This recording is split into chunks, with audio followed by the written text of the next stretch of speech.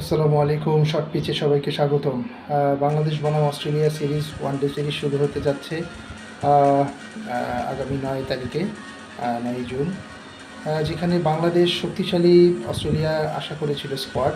সেখানে Travis head, Mitchell Marsh খেলার একটা সম্ভাবনা ছিল, কিন্তু আইপিএলের কারণে তারা যে ইনজুরি বা টায়ার্ডনেস বলতে পারেন, ক্লান্ত হওয়ার কারণে আসলে এই সিরিজ থেকে অব্যাহতি দিয়েছে।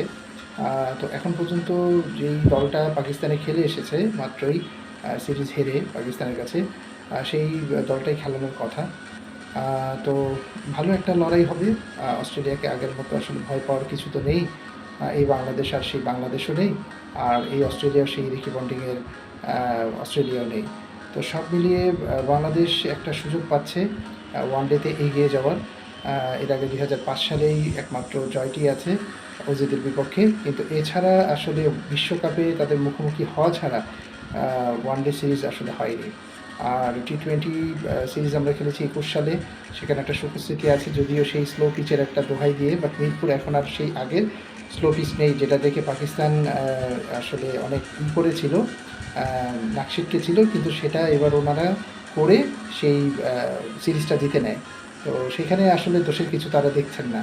তো বাংলাদেশের বেলায় হলেই আসলে অনেক কিছু, তো বাংলাদেশ এখন সেখান থেকে বের হয়ে এসেছে, পিচ অনেক অনেক ডেভেলপ করেছে, সবুজ ঘাসে খেলা হচ্ছে, সেটা দেখে আসলে অজিরাও অনেক আপ্লুত।